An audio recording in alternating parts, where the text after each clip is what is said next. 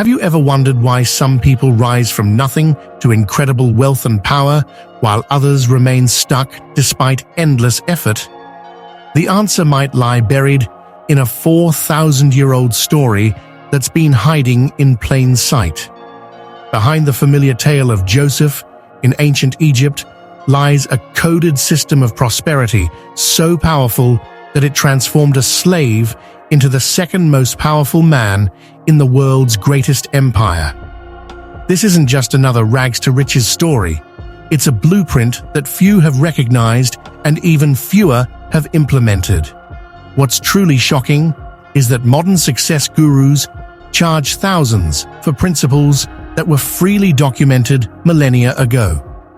The prosperity secrets hidden in Joseph's life story reveal a pattern that works regardless of your background, education, or circumstances. These principles have created wealth for centuries, yet they remain obscured by time and misinterpretation.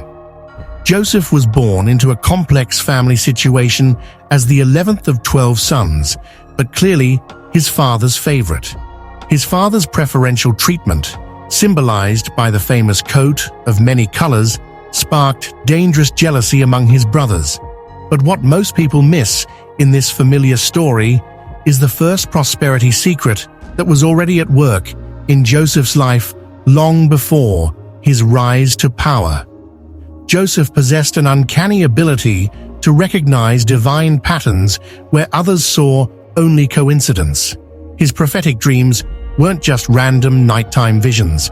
They were glimpses into an unseen reality that would later save an entire civilization. While most of us dismiss our intuitions and insights, Joseph cultivated this first prosperity secret: divine recognition. He paid attention to patterns, symbols, and insights that others ignored. This wasn't just spiritual sensitivity. It was practical pattern recognition that would later enable him to interpret Pharaoh's dreams when no one else could. The ability to see opportunity where others see only problems isn't mystical. It's a attainable skill. Recent neurological research suggests that our brains are constantly processing far more information than we consciously recognize. Those inexplicable gut feelings often represent your brain connecting dots below your conscious awareness. Joseph didn't just have dreams, he learned to trust and interpret them, a skill that would eventually save him from permanent slavery. But divine recognition alone wasn't enough. Joseph's brothers, enraged by his prophetic dreams that suggested they would one day bow to him, threw him into a pit and sold him to passing traders.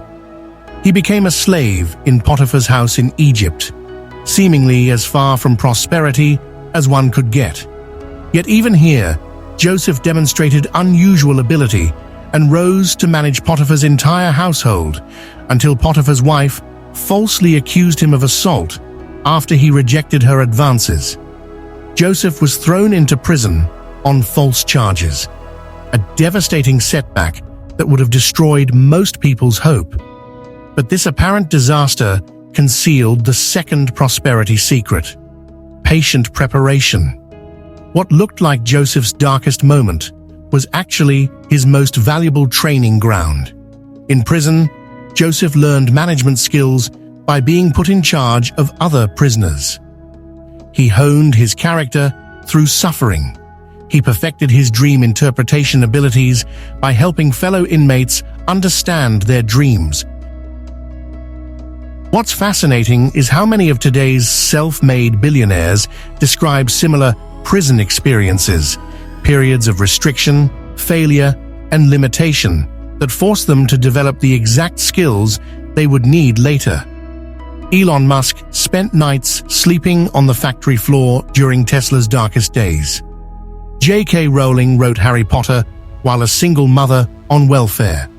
These weren't just obstacles, they were necessary preparation phases. Joseph spent years in prison, time that seemed wasted but was actually crucial preparation. The universe wasn't punishing him, it was preparing him. Most people quit during these preparation phases, never realizing they're just one breakthrough away from their moment of opportunity. Modern psychology confirms that resilience isn't just about enduring hardship. It's about extracting value from it. Every skill Joseph learned in managing prisoners would later transfer to managing a nation's resources. And then came the moment everything changed. Pharaoh had troubling dreams that none of his advisors could interpret. Suddenly, a former prisoner remembered Joseph's dream interpretation abilities. Joseph was rushed from prison to palace, from prisoner to advisor, in a single day. When opportunity finally arrived, Joseph was thoroughly prepared. This wasn't luck. It was the payoff from years of patient preparation. Standing before the most powerful man in the known world, Joseph didn't just interpret Pharaoh's dreams, he offered a solution.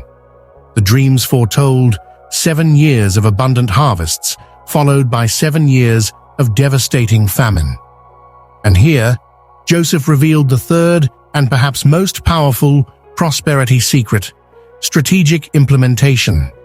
Joseph didn't just identify the problem, he created a comprehensive system to solve it. He proposed that Egypt collect 20% of all grain during the 7 abundant years and store it for the coming famine. This wasn't just basic saving, it was a sophisticated economic system that included taxation, storage infrastructure, distribution networks, and administrative oversight. Joseph essentially invented the world's first strategic reserve system. What's mind-blowing is how many people miss this crucial detail. Joseph didn't just have spiritual insight, first secret, or develop skills through adversity, second secret. He created practical systems that implemented his vision, third secret. Most people with great ideas never build the systems necessary to execute them. Joseph understood that prosperity requires systematic implementation, not just inspiration or preparation. Pharaoh was so impressed that he appointed Joseph as vizier, second only to Pharaoh himself. The slave became prime minister, the prisoner became prince, the Hebrew outsider became Egypt's savior. Joseph was given Pharaoh's signet ring, fine clothes, a gold chain, a new Egyptian name, and a wife from a prestigious priestly family. The transformation was complete. When the famine struck, Joseph's system was ready.